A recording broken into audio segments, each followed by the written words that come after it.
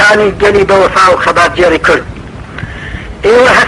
ئێوە هەستی نیشتمان پەروەری و ئەمەگناسی خۆتان سەبارەت بە ڕێبای ئازادی و ڕزگاری زۆر باش سەلماندووە، بەڵام هەرچەند زۆر گرنگە بە تەنیا بەس نییە هەست بێ شکڵێکی مادی و دەستگیر بەخۆیەوە بگرێ کە بتوانێت لە مەیدانی کردەوەدا بە شێوەیەکی کاریگەر خۆی بنوێنێ.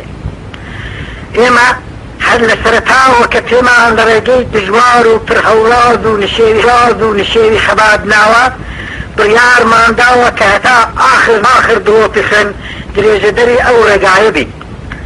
ئەم بڕیارەشمان دیارە دڵگەرم بە پشتیوانی ئێوە داوە. ئێستاش بە هەموو هەست و وجودمانەوە ئەم بڕیارەتان لەگەڵ نێ دەکەینەوە و دڵنیان کە بە پشتیوانی ئێوە سەرنجام سەر دەکەوین، چونکە دەزانین کە هێز یەک پارچەی گەل لە بران نەهاتوویە و قەت نابەزێت.